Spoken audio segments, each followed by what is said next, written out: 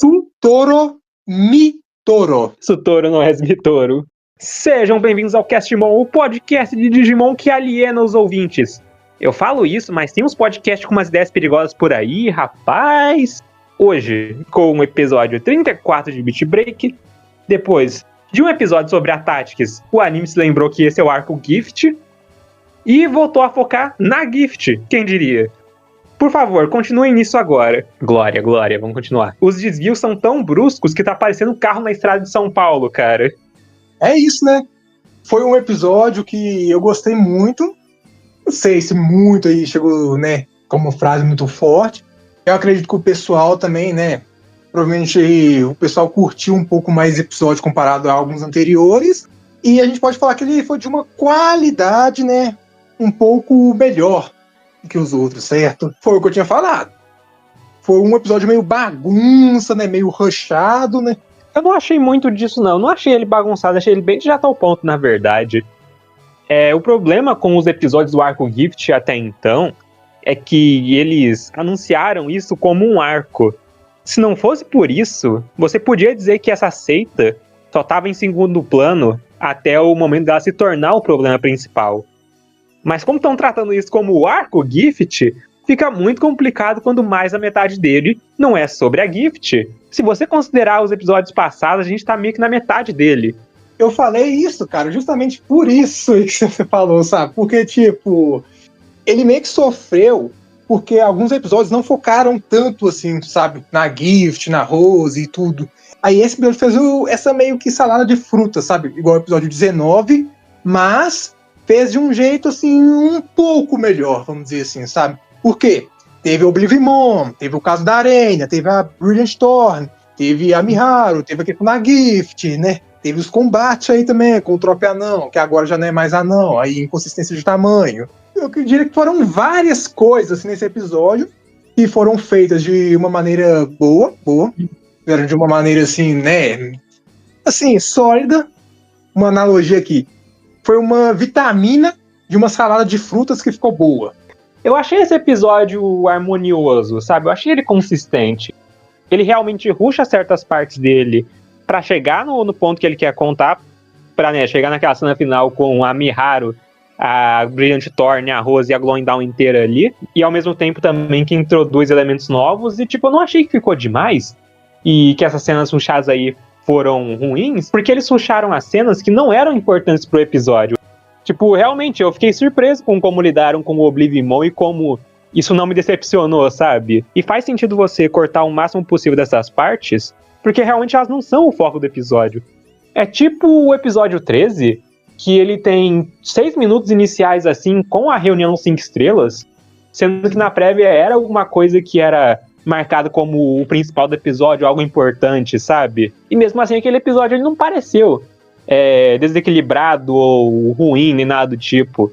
E eu vejo esse episódio fazendo algo parecido. Ele, né, considerando as cartas que deram pra ele e considerando o quão tenso tava a passagem de tempo do arco e, né, a falta de foco dele, eu acho que com o que ele apresentou até agora realmente do arco, ele fez o melhor possível. Justo, é o que eu falei, né? Foi uma boa vitamina de uma salada de frutas. Pegaram um tanto de frutas assim, ó, fizeram a vitamina um pouco meio que às pressas, mas ficou boa, sabe? Nossa, cara, mas que analogia, hein, mano? Esse episódio preocupava a gente, porque, né, nossas experiências com os episódios passados que tentam abordar mais que um tema, não foram das melhores. Mas, sorte a nossa, esse episódio mostrou que nossas preocupações eram à toa. Principalmente porque era um episódio do Tomoro o tempo todo. E porque quase tudo que foi mostrado na prévia foi resolvido de maneira bem rápida para servir de apoio pro resto dele. Ouso dizer que encontramos uma joia bruta com esse episódio. Ele é de boa, na dele, conta o que ele quer contar e usa os personagens dos episódios passados de um bom jeito, mas também avança a história do arco, finalmente, com as interações dos personagens. E essa é a parte doida do episódio. A gente não recebe nenhuma revelação nova ou inesperada, porque são os personagens do episódio que têm essas revelações. E mesmo assim não parece que o episódio enrolou a gente ou que ele é parado. Tudo que acontece aqui tem potencial para ficar ainda melhor no futuro, quando a gente tiver mais contexto desses personagens. Bem similar ao que aconteceu com o episódio 9 e o 10, que fazem o episódio 30 ser infinitamente melhor do que ele já é. Então, cara, aí eu te pergunto, por que esse não é o terceiro episódio do arco? É que, né, tem isso, a ordem dos episódios faz sentido. Isso não bagunça a cronologia da série nem nada, só bagunça o ritmo mesmo. Mas de verdade parece que os episódios do arco eles foram embaralhados por uma criança.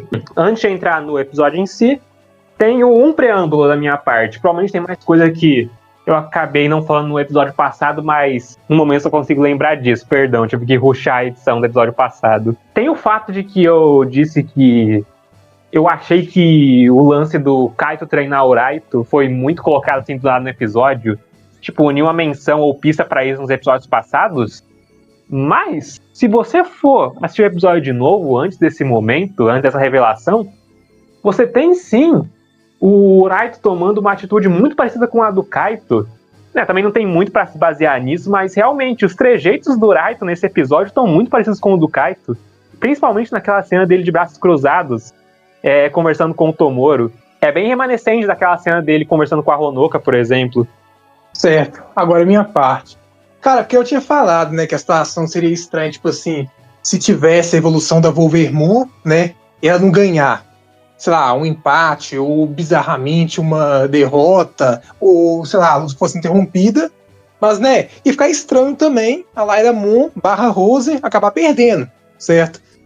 Aí por isso que a gente ficou pensando, não, tem que ser Beth agora, tem que ser Beth. Mas é o seguinte, cara, imagina se fosse a situação mais bizarra de todas. Tipo assim, a Wolvermon sozinha ter solado a Lyra Moon a Rose. Aí não, cara. Aí eu iria dropar a Beat Break, mano.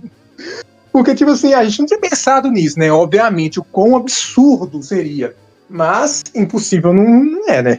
Não, pela lógica que o episódio 29 dá pra gente, é só a Arena falar: não, pô, eu sou a porra dos caras que queimam a Amazônia, eu vou destruir a Lyra Moon, entendeu? Se eu consigo queimar a Amazônia, eu consigo destruir ela.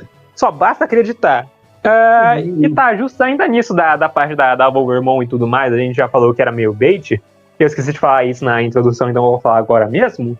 Eu acho que o bait foi realmente a prévia, por causa que, né, esse episódio ele não é focado na Arena nem nada, você tem bastante cenas da Arena refletindo nesse episódio, é um ponto bem importante dele, principalmente indo pro próximo episódio. Estão pavimentando o terreno muito bem pra isso acontecer. A gente fala mais quando chegar na prévia, mas beleza. Mas, tipo, de verdade, eu não me senti enganado pelo episódio ou algo do tipo. Eu acho que foi bem coerente. Eu posso estar falando isso só porque eu também jurava que não ia acontecer nesse episódio?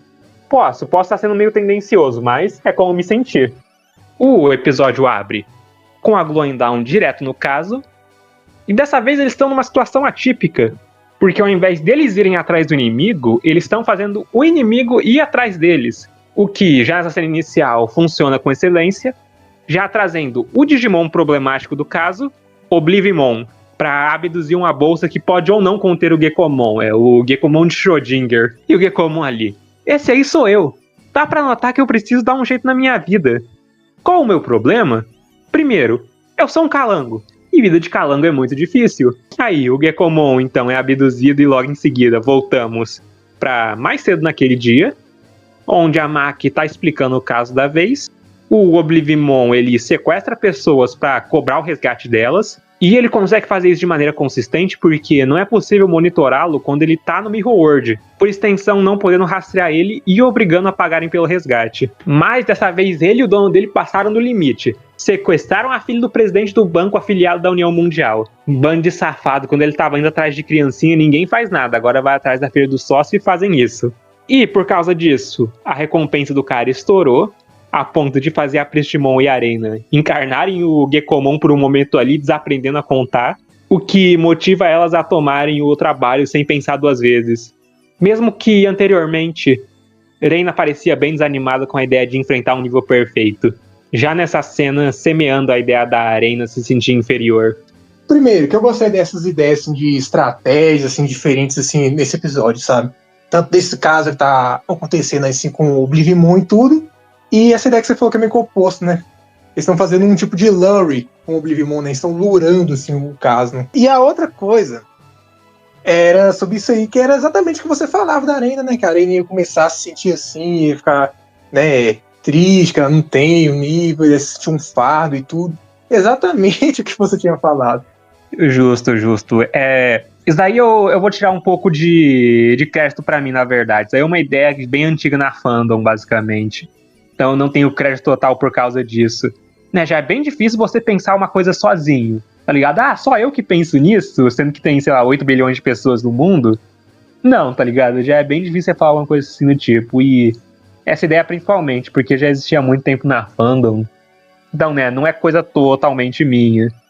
Na verdade, eu fico mais surpreso que eles escolheram seguir essa rota, considerando que mostraram antes da arena, mas eu falo mais disso quando a gente chegar na cena dela contemplando o Shangri-La Egg depois do caso do Oblivion ter acabado. Justo. A única coisa que só a gente pensou mesmo foi o Asuka com o Divermon. Isso aí pode ter certeza. Quarta cena, direto pro Mirrorworld, onde conhecemos o Yao, o dono do Oblivimon. E ele é uma figura. Ele é uma baita de uma figura. Space People, o Oblivimon-sama. Ele fala desse jeito. Por que ele fala desse jeito? É divertido, pô. Ele é cracudão que nem a maioria dos membros da Gift, mas dessa vez é engraçado ao invés de assustador. E o Yao ali pensando, aê, bufunfa, isso é por eles colaborarem com os crimes hediondos da União Mundial. Eu sou uma pessoa incrível, entendeu? Eu tô fazendo a diferença aqui. E ele só vê o Gekomon ali na bolsa e pensa, opa, não é esse tipo de verdinha que me prometeram. E o Gekomon prende ele com a língua, do jeito que os membros da Gift são, o safado deve estar mais gostando disso. Diferente do Oblivimon que entra em pane, que até começou a se mover em 3 frames por segundo. Mas a Wolvermon, com uma animação igualmente questionável, bicuda o disco voador pra longe. E essa cena é bem estranha, por vários motivos. Mas começando do começo e pelo principal, Wolvermon, ao invés de atacar o Oblivimon com os golpes dela, decide bicudar um nível perfeito, e funciona. Eu até diria que isso é uma continuação da cena passada com a Arena e a Wolvermon querendo se provar, mas eu acho que faz mais sentido dizer isso pro que acontece em seguida. Porque o problema aqui não é o motivo dela ter feito isso, mas sim o motivo de ter funcionado. Porra, mano, ela dá o Scatter Rocket no bicho depois e não faz nada nele. Por que um pontapé deixa o maluco parecendo uma tartaruga de casco virado? Boa pergunta que você fez aí, né? As desculpas, né, de sempre, assim. Bom, um ponto talvez ele tava mais vulnerável, né, o caso assim, do Oblivimon, e depois ele tava se preparando, assim, quando foi o Scatter Rocket chegando, né? Eu acho que o sapato da Wolvermon é super poderoso, entendeu? Em vez de você ficar usando choque, foguete ou algo assim do tipo, tira o sapato da Wolvermon e joga na cabeça dos Digimons. É sucesso. Faz sentido. O Makoto, então, diz pro dono do Oblivimon que é melhor ele desistir em pegar refém. Mas, espertamente, o Yao não tá sozinho. Tem um cúmplice dele que tá com uma faca no pescoço da refém. Mas, não tão espertamente, chamaram alguém que não tem coragem de usar essa faca pra esse trabalho. Coisa que a Arena percebe e corre em direção ao maluco bicudando a faca dele pra longe. Caramba, ela e a Wolvermon realmente são reflexos. E ela não tá pegando leve na situação toda, ela se sentir inútil, fez ela ficar mais agressiva que o normal, meter um golpe de judô no maluco. Assim que é bom. E enquanto isso, a Wolvermon não tá se dando tão bem quanto a Arena, já que o Oblivimon, mesmo numa posição que o deixa aberto para ataques, é forte o suficiente para sair ileso de um golpe a queima-roupa da Wolvermon, prendendo tanto ela quanto o Gekomon, que afinal de contas, quem seria louco de mandar um Digimon de nível adulto contra um nível perfeito? Assim como o cúmplice aponta antes de fazer um corte na mão da Arena. Interessante isso aí, a galera da Gift ter conhecimento sobre a hierarquia de nível em Digimon. Mephismon, além de lavar a mente deles, deve dar download de um PDF com o Pático no cérebro deles também. E, cara, isso aí que aconteceu com a Arena, seguiu um pouco o que eu tinha falado, né? Que a Arena também tem um elemento, assim, de ser forte e tudo, de ser braba, saber lutar. Teve isso também que a gente falou, né? A série ser um pouco mais violenta e tudo, esse sanguinho aí, né? Esse melado aí. O que é engraçado, cara, pra ser honesto aqui, a Arena parece que não sentiu tanta dor assim também, sabe? Então, essa parte também dela bancar durona, sabe? E aguentar, assim, os danos físicos, mas, né, ao mesmo tempo não estar tão preparada, assim, emocionalmente falando. Cara, eu gosto da Arena. Ela é uma personagem interessante. A Arena. Aí então, o dono do Oblivimon diz para que ele castigue esses hereges, preparando seu golpe especial e morreu.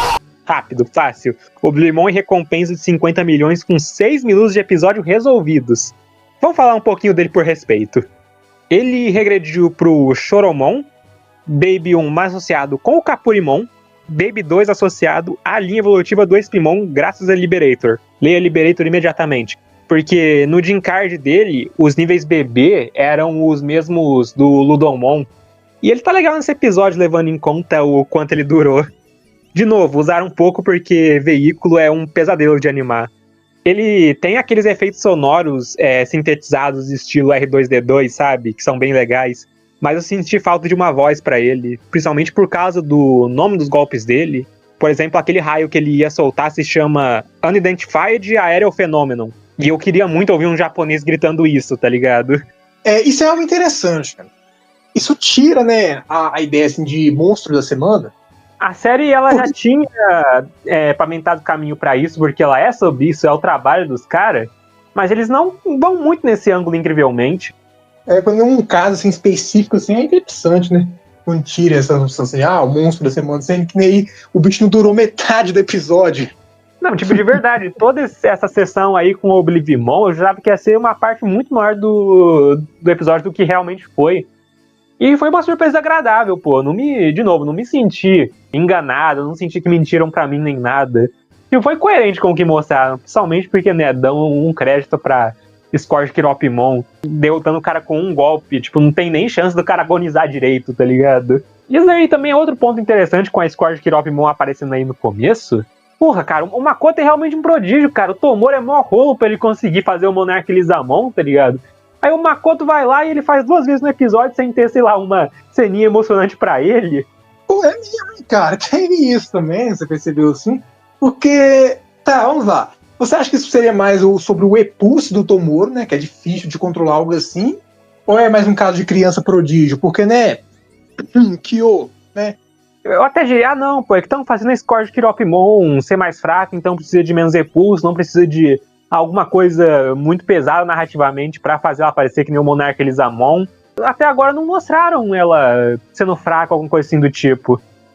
Por enquanto, né, eu posso estar errado sobre isso, mas no momento é realmente, pô, cresce pro Makoto, realmente criança prodígio aí.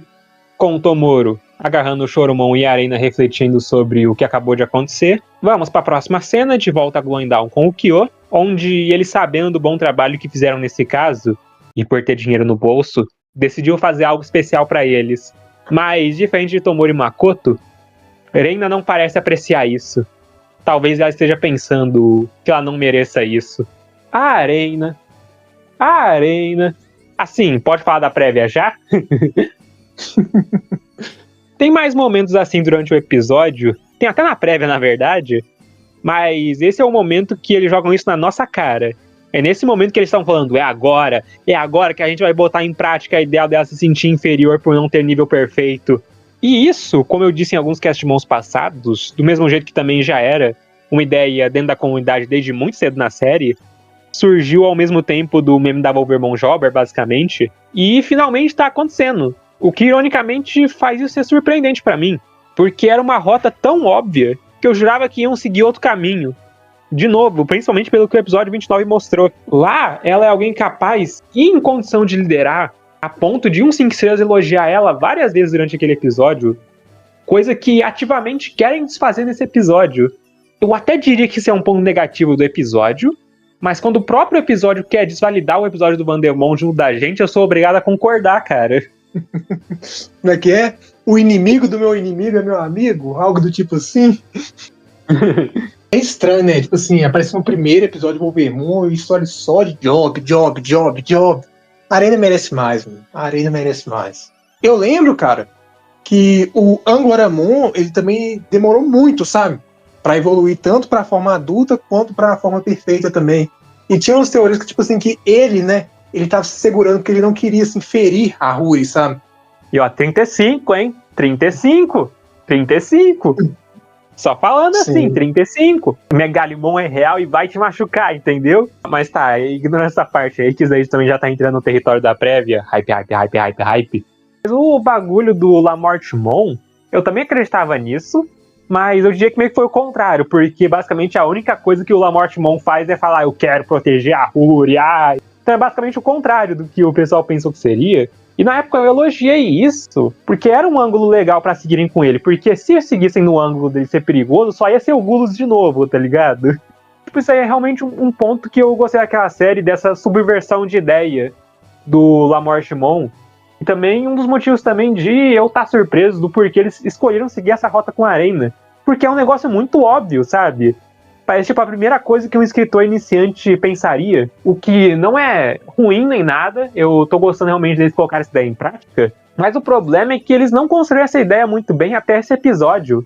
Isso daí é uma coisa que existia só na cabeça dos fãs mesmo, sabe? Tanto que, né, de novo, voltando pro episódio 29, nada daquele episódio que podia ser algo pra pavimentar o caminho pra essa coisa acontecer, fizeram o contrário lá, tá ligado? Mostraram que a Arena é sim capaz e que ela não precisa se sentir inferior por não ter um nível perfeito. Eu também achei interessante, cara, se um personagem, sei lá, um próprio Digimon falasse assim que nível também não é tudo, sabe? Que existem casos assim, de um Digimon de nível criança ou adulto que é muito, muito forte, né? Lucemon, Arcadimon, sendo os primeiros exemplos, né?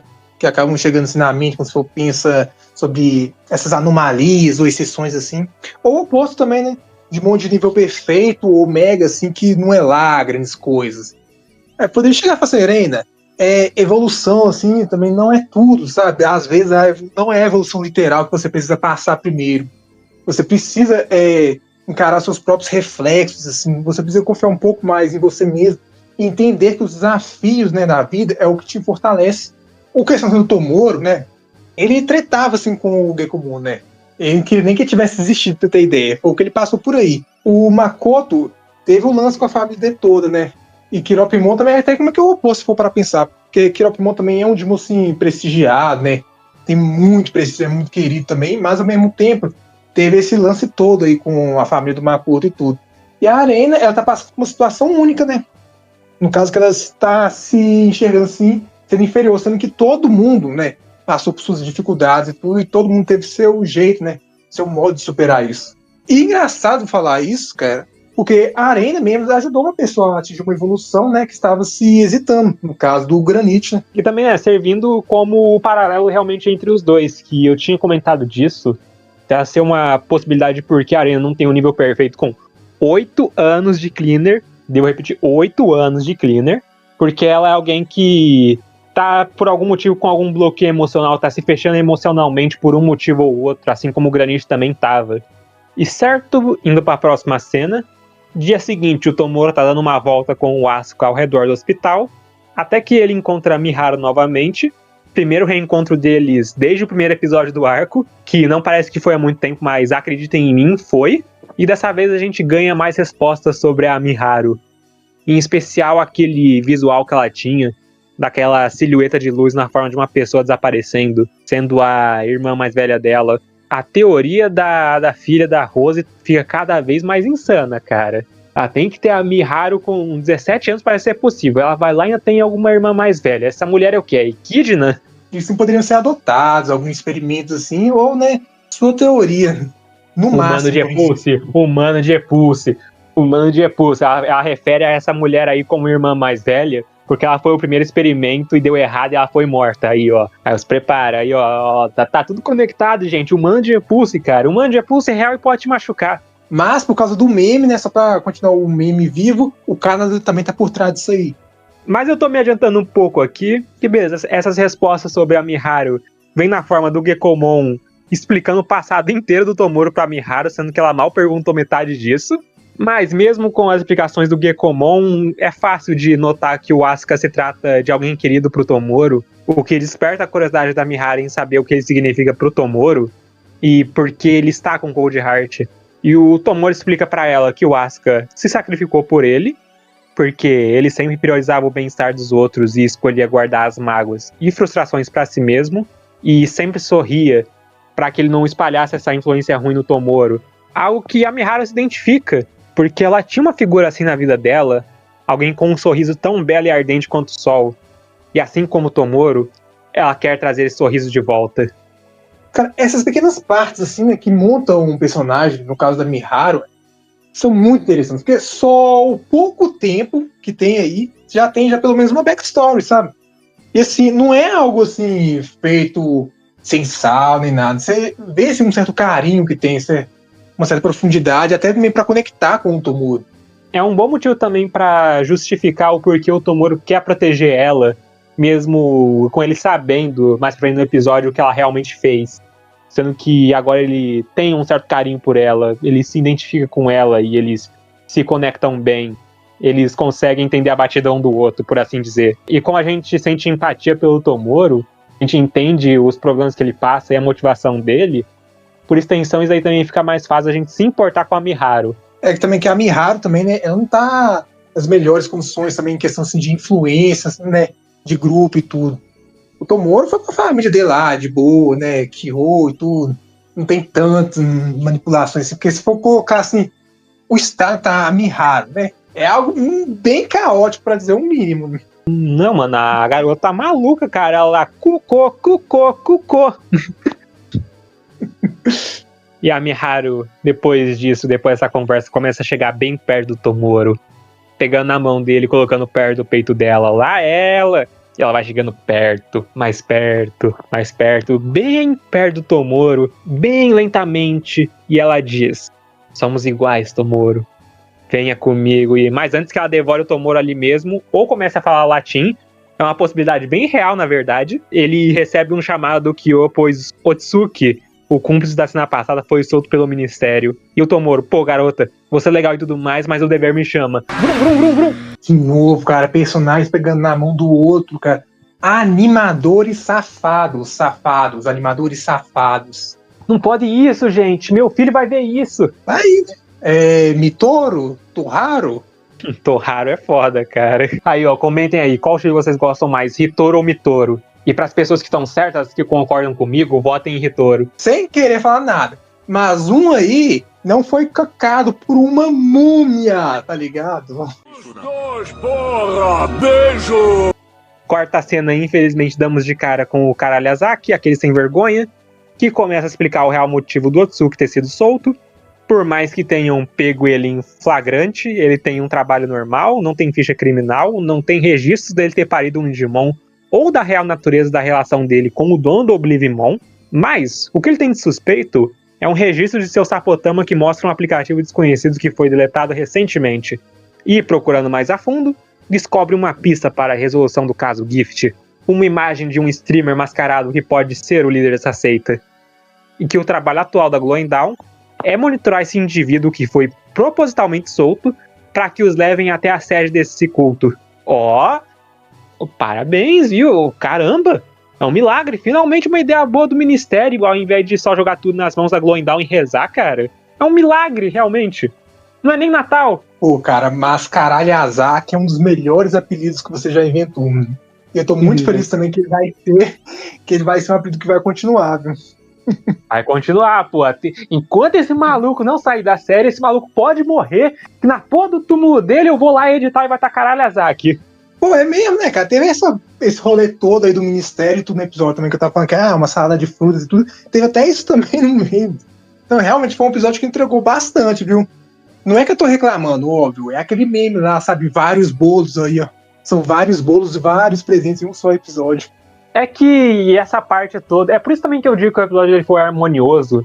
Porque essas partes que apresentam bastante elementos da série, elas são meios. Elas não são o principal dele. Faz sentido o Karaliazaki chegar lá e falar: não, pô, a gente tem esse maluco aqui. Beleza, vão atrás dele. Em vez de, sei lá, ser a Maki, por exemplo, também, que a gente já teve no começo do episódio. Do mesmo jeito também que o Oblivimon, o episódio todo, ele só fez ele de apoio pra esse momento. Pro desenrolar do episódio funcionar, tá ligado? Então é um meio bom pra contar isso e pra chegar nesse lugar. Então por isso que eu sinto que foi bem colocado, porque realmente não é excessivo, não é estendido. O que precisa mostrar, eles mostram. O que não precisa mostrar, eles cortam bastante. E eu aprecio o episódio realmente por isso, porque, de novo, é um episódio com bastante coisa e é um dos poucos que conseguiu realmente equilibrar bem, na minha opinião. Eu jurava que esse lance do cara que sido solto ia ser tipo, pô, o cara pagou a fiança, o que a gente pode fazer a respeito? Mas não, o Ministério tá ativamente fazendo o trabalho deles. É realmente um milagre. Nossa, tô emocionado aqui, vou chorar. Cena seguinte, você tem a Glowing Dawn seguindo o maluco, que não tem muita coisa interessante aí. É a parte que o episódio economiza bastante, então vamos pular pro final dela, com o maluco sendo morto, desmaiado, cold heart, algo assim, por uma aura gay, digo, luz colorida, enquanto Kishiwada observa silenciosamente. E, quando o Tomoro vai conferir o Sapotama do cara, há uma mensagem para ele de uma Miharu que tenta uma abordagem mais estoica e direta pra se encontrar com o Tomoro. Rapaz, sangue nos olhos e nas mãos essa garota tem. Agora sim tem coisa pra caralho pra falar. É bem óbvio isso, o episódio não foca nisso nem nada, mas com a Miharu ouvindo a ligação do Kyo pelo comunicador Tomoro e o desespero do maluco em entrar naquele beco só pra ser capado, seguido pela mensagem no Sapotama dele, puta que pariu, essa garota fez tudo isso só pra retomar a conversa com o Tomoro? Eu acho que impaciência precisa de uma nova definição no dicionário, cara. Tá. Repita essa frase de novo aí sobre a Miharu. Miharu capou o maluco só pra falar com o Tomoro. Cara, isso é tipo uma coisa que o Mordecai faria, tá ligado? Olha o nível dessa maluca. Nossa! Faz sentido o casal chamar Mitouro agora, porque é Mitouro mesmo, viu? Com isso. Olha o nível de gadice disso, cara. Vai de mudar de gift pra simp. E 2, essa aura gay aí. Eu sei que isso vai ficar datado porque eu demoro pra postar e tudo mais. Se duvidar, isso aí responde na prévia do próximo episódio, mas beleza. Eu, mesmo assim, quero levantar as possibilidades do que isso é. Primeira possibilidade, Repulse. A gente viu algo muito parecido com a aura gay do Clay no episódio 23. É o motivo de eu me referir a ela assim nesse episódio, inclusive. Aquilo era mais porque o Clay tava pegando o repulso de várias pessoas e por isso as várias cores. Considerando a natureza cultista da Gift, faria sentido, como requisito para entrar nesse grupo, oferecer o seu repulso pra causa. Isso seria só o repulso coletivo dos membros da seita. Segunda possibilidade, Digimon. Se é por uma habilidade própria ou uso genérico de repulso, já não é comigo. Nada impede esse Digimon estar usando, sei lá, essa fonte de repulso aí que eu falei se for real, por exemplo. Mesmo assim, eu ainda quero brincar de detetive um pouco. E cheguei em 2 conclusões e meia. É um número bem interessante para ter de conclusão. Uma dentro da série e uma com alguém que não apareceu ainda. Sendo a primeira opção, ele. Ou o Digimon do Kishiwada, já que ele estava presente nessa cena. Por isso o 2,5. Eu não tenho como saber do Digimon do cara ainda, mas quando chegar na cena de destaque dele no episódio eu brinco mais de teoria da conspiração. E pro possível causador desse acontecimento aí, sendo o Digimon que não apareceu ainda, eu fui pesquisar para ver se eu conseguia achar alguém que tivesse habilidades envolvendo o arco-íris e combinasse com a série, e isso filtra as opções para um nível perfeito, de preferência para um nível perfeito que não apareceu muito ou sequer apareceu em anime, como é 90% dos casos dos Digimons do arco Gift. E acredite se quiser, eu encontrei o Armamon. Só para tirar isso do caminho, ele é listado como Mega no Reference Book, mas no VPAT dele ele é considerado como perfeito. Ele tá naquele nível de poder arbitrário, estilo Armor Evolution. Mas o que eu quero destacar aqui é um dos ataques dele, Rainbow Hand, que, entre aspas, dispara uma aura arco-íris da mão direita para deixar o oponente em coma. Não querendo falar nada, mas... Uma pergunta aqui, em relação ao Reference Book e o VPAT aí que você tinha falado. Era isso mesmo? Isso. Algum possui mais importância, entre aspas, aqui do que o outro? Ou nem? Ou rola umas inconsistências mesmo? Sim e não, porque o nível perfeito é o primeiro nível associado a ele, realmente. O VPAT veio primeiro, então. É o que a gente tinha noção até o Reference Book chegar e colocar ele como nível Mega. Então você tem 2 pontos para argumentar de por que um é mais importante que o outro. O VPAT por ser o primeiro e a concepção do Digimon realmente como ele foi planejado para ser, ou o Reference Book que é meio que a parte oficial do Digimon, tipo como ele realmente devia ser e de onde o pessoal do anime, do card game, por exemplo, tiram as referências pra fazer o Digimon, tá ligado? Pra fazer ele aparecer em anime ou em cartas. Cirúrgico. Valeu. Quarta cena, de volta a Glowing Dawn mais uma vez, com o Tomoro refletindo sobre a mensagem que ele recebeu. Até que ele percebe que falta 1 minuto para a hora marcada, e aí acontece a conversa mais rápida da história entre a Glowing Dawn. Porque ela começa às 6h59 e o Tomoro sai de lá às 7h. Eu gosto de como todo mundo discorda dele, só pra ele ignorar porque não deu tempo suficiente pra ele pensar melhor sobre. Dou ponto extras pra falar da Arena no maior momento de lucidez dela nesse episódio. Tomoro, acorda, seu maluco, ela faz parte da Gift, tua cabeça faz eco por acaso? Mas mesmo assim eles ainda escolhem apoiar o Tomoro ligando pro Kyo e se preparando caso o pior aconteça. Quarta cena pro local de encontro, que, caralho, que foda. Não, porra, genial isso aí. De volta onde tudo começou. Tá aí, além de reutilizar modelo de personagem, reutiliza um cenário. Tá mais que certo. E certo a Miharu com o traje de líder da Gift se mostra pro Tomoro e é reconhecida pelo Gekomon. E que isso, cara? A garota mal vê o Tomoro que já começa a tirar a roupa, mano. Opa! Pera aí. O que tá acontecendo aqui no meu Beach Break? O que tá acontecendo aqui, mano? O que está acontecendo no meu anime de lutinha de bichinho? O Gekomon, tá aí a carinha dele, olha só pra ele, gente. Assim, ele não tá entendendo nada, mas alguma coisa aí no interior, aí de tudo, ele deve estar capturando já os hormônios, bombando tudo aí, uma química estourando aí entre esses dois. O sapotama do cara ali computando tudo isso, tá ligado? Seus níveis de ereção estão aumentando. Por favor, se acalme. Você não vai ter sangue pro seu cérebro. Cara, eu tinha falado com você uma vez, você acha que era meio paranoide, povo, exagero, que os olhos da Miharu lembram um pouco uma lua crescente, assim, você pegar, sabe, meio que as coisas, um brilho, assim, dá pra forçar um pouco.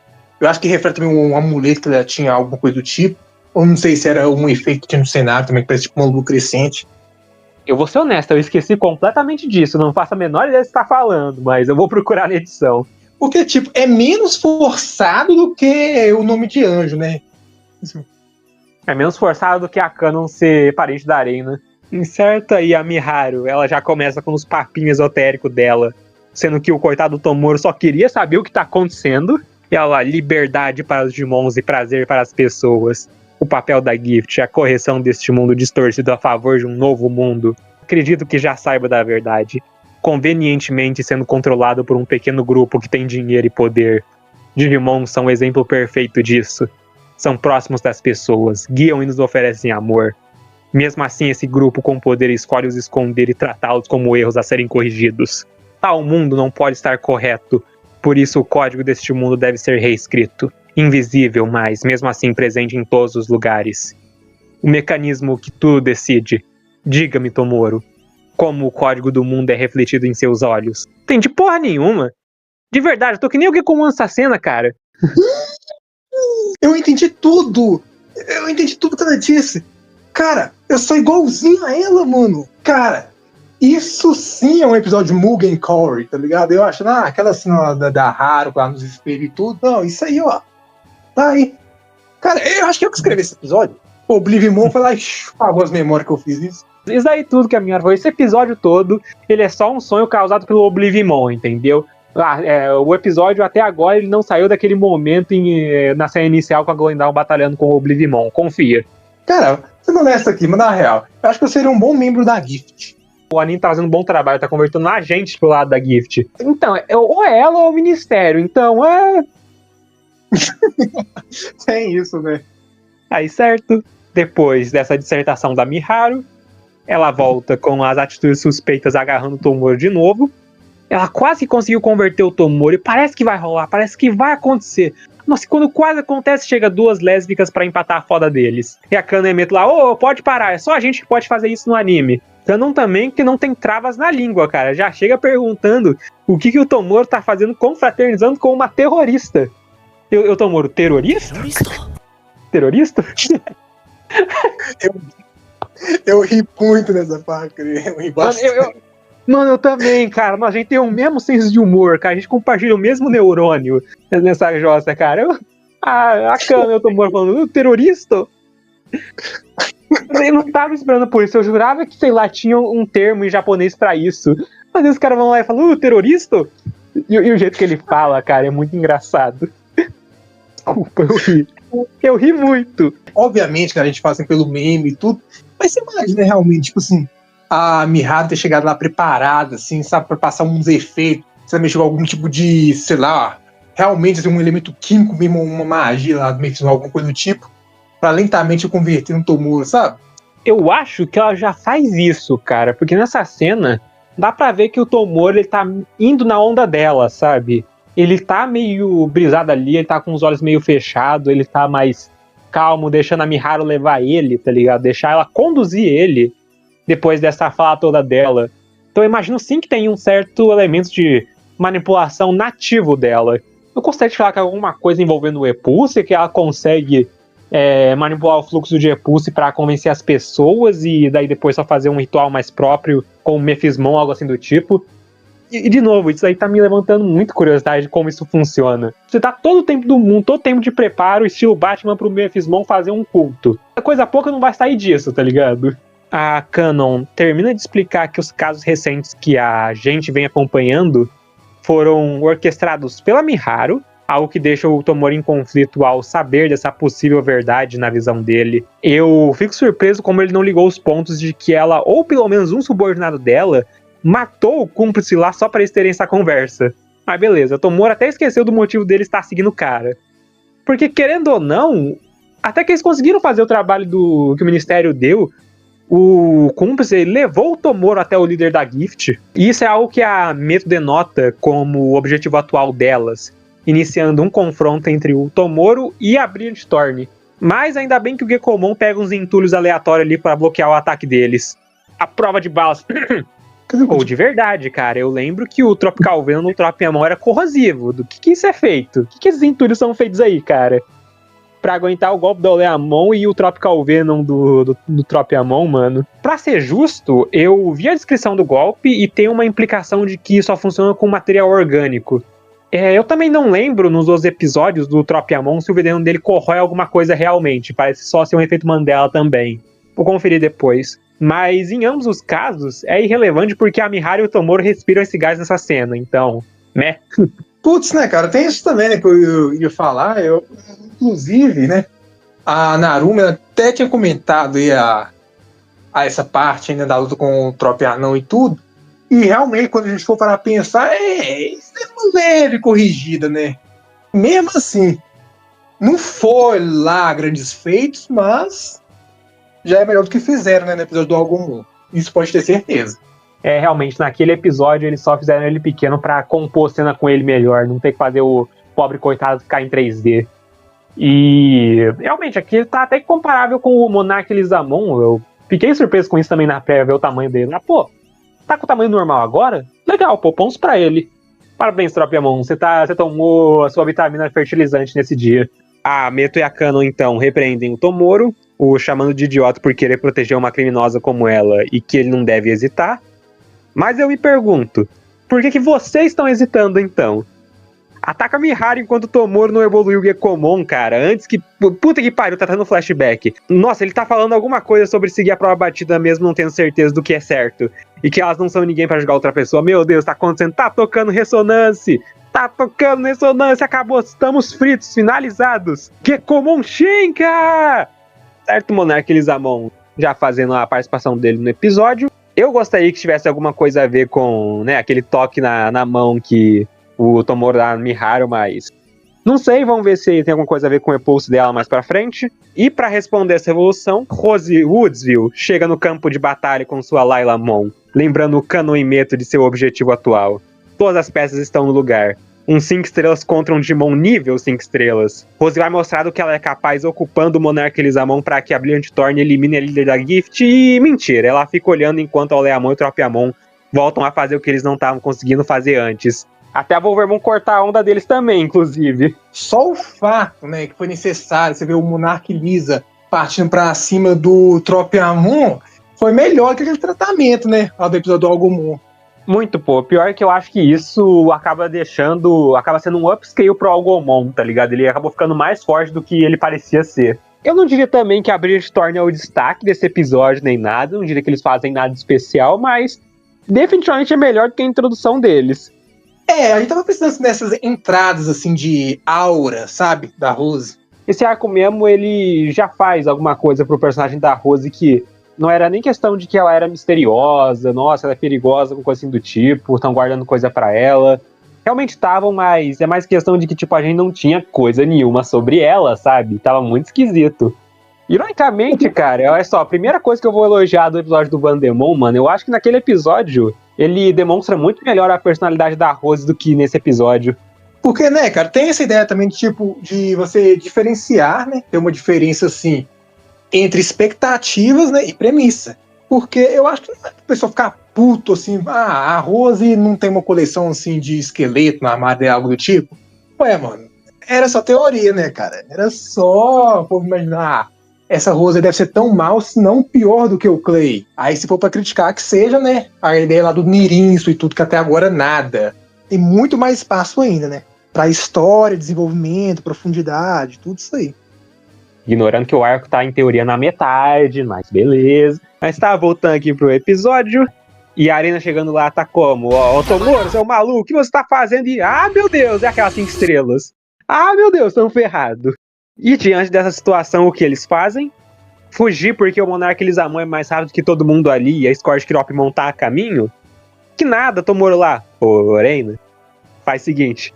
Vou deixar a Miharu contigo e com 5 estrelas, enquanto eu levo os 2 dançarinos da Rose pra passear, beleza? E a frustração da Arena é uma reação bem propícia, na minha opinião. Aí, né, o Monarca Elizamon leva os 2 malucos pra passear e depois disso acontece o quê? É bem direto, na verdade. Bem direto e realista. Lailamon dá um golpe na Wolvermon e puf, nocaute. Olha, Arena, eu sei que você merece mais, mas a gente tá em 19 minutos de episódio, tamo correndo contra o tempo, então é isso. É isso que a gente tem pra você hoje. Só não regrediu pro Baby 1 porque eles não têm o design dele ainda. Falo mesmo. Também não quer dizer nada, mas se ela tivesse levado um golpe do Programamon, ó... Mas você pensa assim, a Wolvermon tancando um golpe nomeado de um 5 estrelas. Top 5 do verso, senhoras e senhores. Top 5 do verso. Devo lembrar vocês. É por isso que eu tô falando, cara. Realmente, se a Wolvermon tivesse tancado isso aí, não. Aí ia tirar muito ponto do episódio, cara. Tanto que, né, até a Rose diz, eu superestimei você. Você não passa de um broto que não consegue atingir a forma perfeita. Mas é que tá, uma coisa. A Arena tá de boa, o problema é a Wolvermon mesmo. Não sei, a síndrome do Jobber é contagiosa que nem raiva, tá ligado? Faz sentido, mano.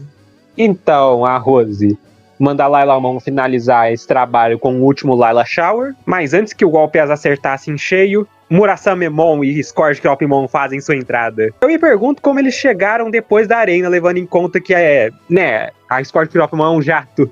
Eu gosto de imaginar que o Makoto, ele tava indo pro lugar junto da Arena, mas teve que voltar pra buscar o Kyo. Parece que você não entendeu a gravidade da situação, Kyo. Quem não entendeu é você, sua maluca. Tá atacando minha família com um golpe de um nível perfeito, sua maconhada. Tá doida? Enquanto está acontecendo, e a Lailamon diz que quem tocou na família do Kyo foi aquela garota, a Miharu completamente B10 deu as costas pra eles. Mano, que é isso? Garotas legais não olham pra explosões. É porque, tipo assim, a Rose falou isso, né? Quem tá tocando na sua família, aquela garota ali, sendo que ela literalmente fez isso mesmo, tá ligado? Tipo, ela literalmente, ela colocou muito qualquer canto lá do Tomoro. É louco, mano. Mas palpando ele pra ter noção da textura, tá ligado? Aqui, beleza, aqui é mole, aqui é duro, tá? Ó. E voltando pro passeio do Tomoro e do Monarca Elizamon com a Brilliant Thorn, como eles não precisam vencer do Monarca Elizamon, a Oleamon consegue se livrar dele e vai direto atrás da cabeça da Miharu. E num momento desnecessariamente hype bem animado do episódio, Kishiwada Kanshi emerge de um vórtice de água que impede Oleamon. E a Oleamon, meu Deus, água, minha única fraqueza como uma planta. Pena que ele não fez muita coisa, ele não veio ali pra ficar de conversa, então de boa. Senhoras e senhores, finalmente apresento a vocês o único candidato para a Ace 5 estrelas de água que faz algum sentido. Olha, eu vou ser honesto aqui. Por meio segundo, eu pensei assim, cara, não pode ser a Honoka com Marin Quimera que tá aparecendo aí, cara. Não vai ser ela não, né? Eu falei, quem será? Nem sei o que essa garota é, não tô nem aí pro que tá acontecendo, não faço a menor ideia nem de onde eu tô, mas eu não apoio a Rose, então... Mas é aquilo, cara. Se o parceiro, o Digimon parceiro, desse 5 estrelas de água, não for um Divermon, não considero um 5 estrelas de verdade. Também não, mano. Também não. Se não for o Divermon, eu vou dar 2/10 pra esse episódio, cara. Ruim. Mas, falando sério aqui agora, você teve uma teoria que o que poderia se encaixar aí seria um Splashmon. Era isso? Um Splashmon? Sim, que bom que você falou disso, porque foi a minha primeira opinião, foi o meu primeiro pensamento isso aí. Eu acabei descartando ele porque eu achei outra opção melhor, mas o Splashmon é uma ideia decente, uma ideia legal, porque segue o nível da série, nível perfeito, água, obviamente, e o Splashmon, ele é fluido, badumts. Então faria sentido, tipo, ele aparecer naquela forma. E também, né, o Kishiwada, você pode ver, quando ele entra no Mirror World, provavelmente, quando ele faz a saída dele pela poça de água que tá embaixo dele, tipo, não tem nada demais ali, tipo, ele só é realmente absorvido, tá ligado? O que também me fez pensar que o Kishiwada em si pode ser um Splashmon também, se esse for o caso, porque eu vejo muito facilmente um Splashmon com mais domínio da mudança de forma dele, conseguindo se disfarçar de humano, tá ligado? Tipo, o Vandemon consegue fazer isso sem muita justificativa, então por que não o Splashmon, tá ligado? Mas eu acabei descartando isso porque eu achei uma opção melhor, mas se for o Splashmon também eu aceito. Justo. Interessante, né? Isso aí tudo que você falou do Splashmon. Mas qual seria sua teoria melhor ainda? Vamos lá, teorizando sobre o Digimon dele, filtrando pelo nível da série e uma pista palpável dele nessa cena, realmente esse vórtice de água, a gente tem algumas opções interessantes. Algumas delas sendo o Capitão Hookmon, o Sagomon, Tetsmon também seria muito legal de ver se fosse o caso. Ela mexe com teleporte também, então seria interessante. Splashmon, que era a minha primeira escolha e os motivos eu já disse aí agora mesmo.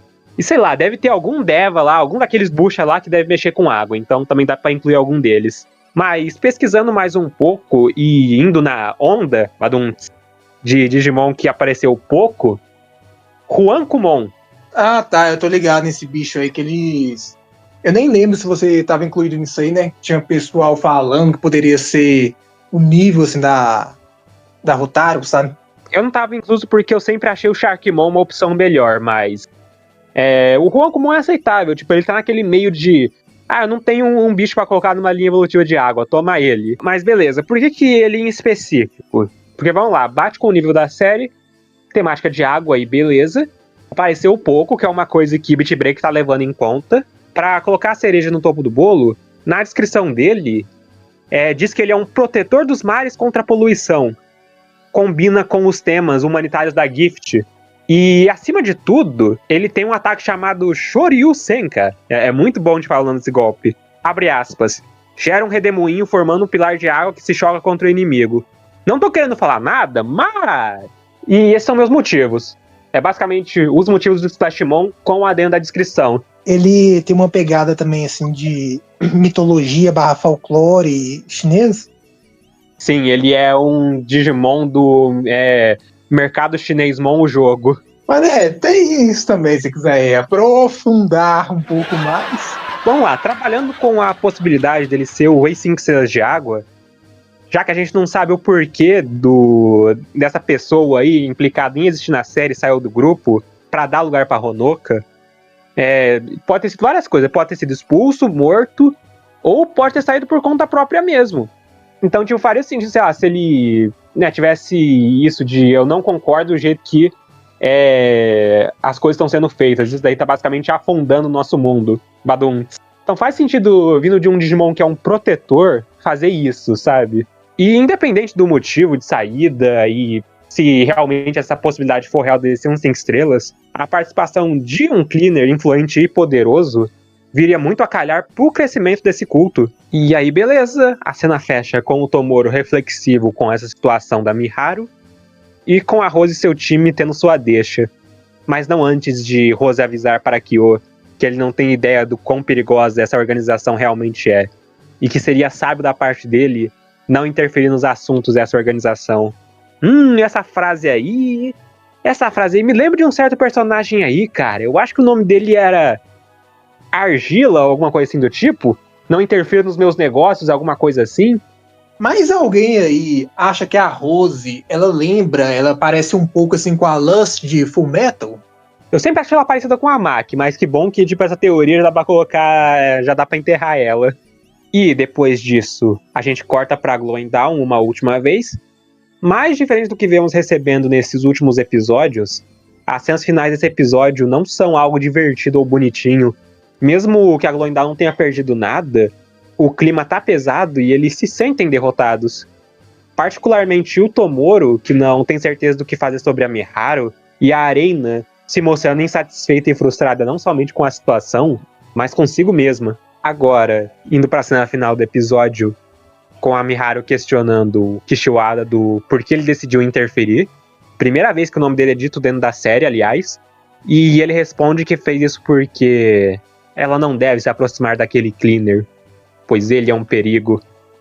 E Miharu responde isso com um sorriso, quase como se tivesse ouvido uma fala inocente de uma criança.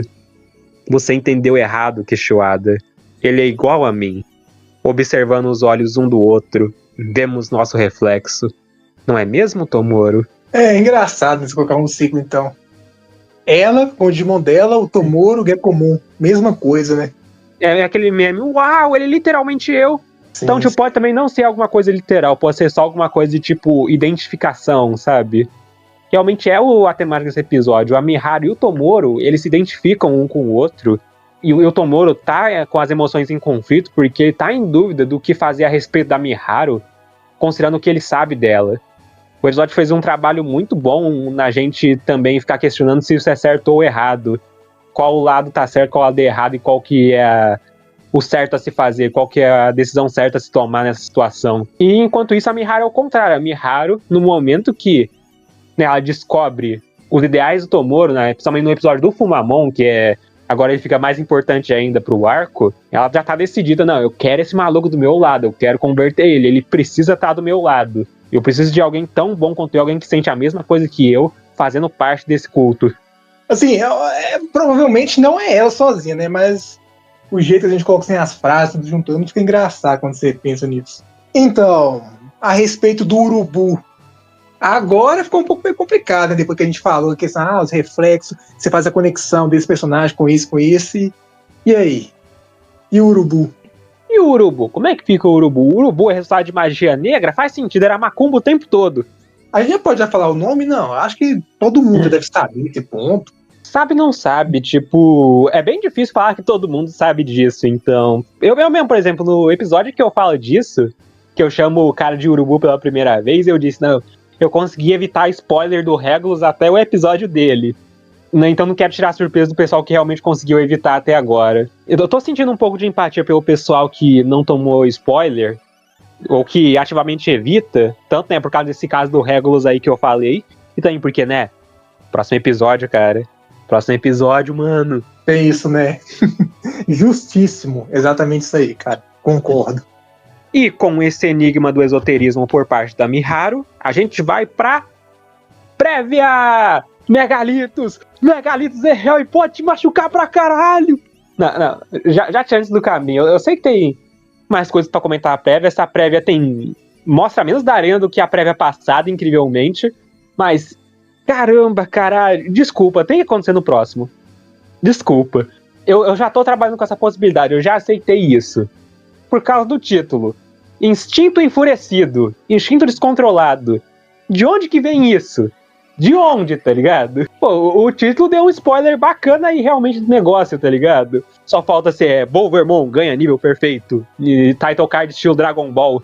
E eu já tô trabalhando com essa possibilidade que pode acontecer no próximo episódio, 90% de certeza que acontece no próximo episódio. Por que isso soa familiar? Nossa, cara, animadíssimo pra isso, cara. Eu quero tentar evitar tomar spoiler disso, porque, porra, a playlist do VLC parou de funcionar, a JTV caiu, não sei o que aconteceu. Aí a gente não conseguiu assistir esse episódio ao vivo. Eu tô com medo de acontecer no próximo também.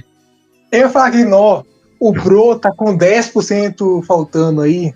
10% de fé faltando, que isso. Mas continuando aqui, cara. Além assim do título, né? O que a prévia tá mostrando e prometendo. Tem também um fato, né? Que o Lamormon, ele apareceu no episódio 35 também. Né? É um Digimon que tem isso. Ele é feroz e tudo. E esse episódio, ele fez essa construção pro próximo. Esse episódio tem pelo menos de 4 a 5 cenas da Arena se sentindo fraca. Da Arena parando pra refletir sobre, né, a força dela e o papel dela na Glowing Dawn. Então faz sentido indo pra um próximo episódio focado nela que aconteça. Faz total sentido. É uma direção muito boa pra eles seguirem. Mas pessoalmente, se eu tivesse no controle disso, eu daria um episódio. Mais um episódio antes de acontecer. Só mais umzinho. Só pra gente ter aquele gostinho, tá ligado? Nossa, quase aconteceu aqui. Ela ainda falhou, mas... Nossa, ela vai conseguir dar a volta por cima e vai ser ainda mais satisfatório. Mas pela espera que a gente tem de 35 episódios com a Wolvermon, E realmente vale, tá ligado? Que, de novo, como que isso podia ser remediado se tivesse mais episódio envolvendo o arco? Eu tô querendo ver mesmo é a vingança da Wolvermon e a vingança da Arena. Quando aparecer esse bicho, eu tô querendo ver esse bicho metendo a surra no Monark Lisamon, na Scout Kiropimon, e se duvidar, se achar ruim, até no Murasamemon, beleza? É isso mesmo. No mínimo, cara, no mínimo tem que ser um Digimon brabo, meio que tipo assim, ó, um tapa, puxa, já desintegra já, bicho de nível adulto. Pelo poder do meu ódio, eu manifesto meu nível perfeito! Tem que ser assim, mano. Tem que ser assim, cara. Nisso, outro motivo também de eu não querer que aconteça no próximo episódio, não necessariamente não querer, eu quero, mas que eu daria um episódio a mais pra esse tipo de coisa acontecer, é a escolha do Digimon do próximo episódio. Bombermon, beleza, ele é um Digimon mutante do Gincard do Gamamon, mais um nível perfeito perdido dele aí, e realmente bate com aquilo que eu fico falando durante esse episódio algumas vezes, nível perfeito que apareceu pouco. E tá aí, Bombermon realmente tem Merdale também com um design interessante. Eu gostei dela, pô. Achei carismático já nela aí. Gosto da escolha, eu gosto de ver ele aparecendo assim. Não sei se eu escolheria ele pra um episódio de evolução. É uma sensação parecida que a gente teve com o Mimikmon, sabe? Tipo, ok, ele é legal, ele consegue fazer algumas coisas interessantes, ele constrói uma situação legal em volta dele. Mas, pô, um Digimon meme. Eu também tô curioso pra ver como que vai ser a interpretação dele em anime. Tipo, ele tá com uma carinha mais kawaii nesse episódio aí na prévia do que ele tem no reference book. E, tipo, eu fico imaginando, será que ele deu uma voz pesada assim? Ou será que ele fala desse jeito? Não sei, eu quero ver o que vão fazer com ele no próximo episódio. E tá, meio que também fecha o tema de terrorista desse episódio, né? Porque é literalmente isso. As ideias, cara. Pô, querendo ou não, o Digimon é baseado nisso, tá ligado? Eu sei que é um assunto meio tenso de falar sobre, inclusive deu polêmica quando ele tinha saído. Mas, pô, mesmo assim, bom saber que, tipo, eles não tão apegados a esse lance de política pra não colocar o Digimon no anime. Teve o lance com a Golden Dawn no começo do anime também, então acho que depois dessa eles têm um passe livre, pelo menos. Mas, cara, sabe o que seria hype mesmo? Se o monstro da semana realmente não fosse o Bombermon. Tipo, se realmente essa evolução perfeita da Bombermon fosse algo descontrolado e era que seria o inimigo, algo do tipo assim, sabe? Diferenciar um pouco, ou sei lá, não é o que a prévia mostrou, aparece um inimigo ainda mais difícil, sabe? Pô, porque é verdade, o Oblivimon ele foi beijo nesse episódio, o beijo da prévia passada foi ele. E ele foi lidado com 6 minutos de episódio, talvez o Bombermon seja um caso parecido, talvez o Bombermon seja o caso pra fazer o que eu falei, tá ligado? Ah não quero que aconteça nesse episódio, quero que aconteça no próximo. Eles vão nesse caso, ela falha, acontece outro caso no episódio e ela evolui lá. Mas, tipo, só pela prévia a gente realmente não tem como saber muito a direção desse episódio, principalmente levando em conta como esse episódio foi. Eu tô mais inclinado pra sua ideia da evolução da Wolvermon ser o vilão do episódio, cara. Nossa, isso daí ia ser um negócio muito incrível se realmente fosse o caso. Imagina só, caramba, conseguimos, salvamos a porra da fábrica de explodir por culpa do Bombermon. Caralho, fodeu, meu Digimon vai demolir essa fábrica. Tudo bem, isso é um pouco exagerado, mas, né, sei lá, um pouco de trabalho. O Asdarmon conseguiu, por que não ela? Falando nele, isso de Digimon descontrolado, nível perfeito, não é algo novo, né? O Asdarmon é um exemplo bom disso. Nossa, cara, mas que tá. Quando a gente faz tipo, uma teoria, a gente fica um pouco, né? Quando não é isso que você esperava. Irônica ter acabado de falar isso da Rose, né? Mas é o que é. E independente de a gente tá fazendo essas teorias ou não, isso daí da evolução da Wolvermon ser a vilã do episódio só veio agora mesmo que você falou na minha cabeça, mas antes disso eu já tinha uma certa expectativa com o episódio, pensar, eu vou ter uns pensamentos meio diferenciados nisso aí, cara, eu não sei se eu vou curtir tanto assim não, por isso, por aquilo, tô meio dividido nas minhas opiniões, no que pensar sobre isso, não posso dizer que eu não tô animado e ansioso pro próximo episódio, cara, próximo sábado, mano, acontece, cara. Acontece, eu acredito, e se não acontecer também eu tô feliz porque eu gostaria de mais um episódio pra isso, mas tranquilo. Eu sinto que eu vou ficar feliz independente do que eles entregarem pra gente, mas, de novo, tem diferença de eu gostar e se for realmente bom. Mas isso é coisa que a gente descobre só no próximo episódio, realmente. Certo, é isso, né? Só esperar. E então o episódio fecha, juntamente do Castmon, Muito obrigado a todo mundo que assistiu até aqui. Não se esqueçam de dar o gostei do vídeo, se inscrever e compartilhar o vídeo. E até a próxima. Falou!